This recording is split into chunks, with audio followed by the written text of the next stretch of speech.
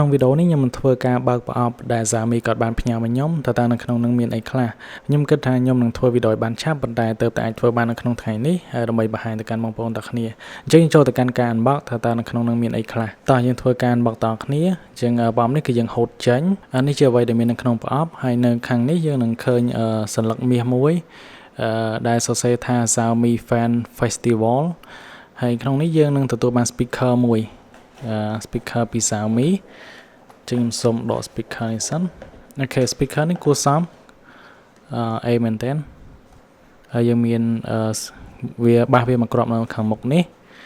ហើយដែលភ្ជាប់ជាមួយពាក្យដែលសេថា Xiaomi gift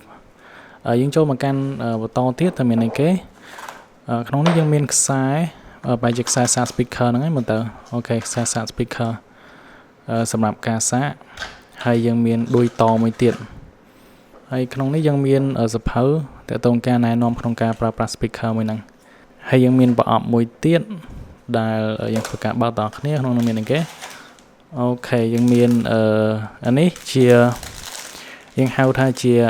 ម៉ាស់សម្រាប់បិទភ្នែកទៅពេលយើងគេងពេលយប់ហើយអរគុណច្រើនដល់ Xiaomi ដែលគាត់បានផ្ញើកាដូនេះមកកាន់ខ្ញុំហើយខ្ញុំអាចធ្វើការ unbox បង្ហាញជូនបងប្អូនទាំងគ្នាអរគុណច្រើនខ្ញុំនឹងជួបបងប្អូនទាំងគ្នានៅវីដេអូក្រោយទៀត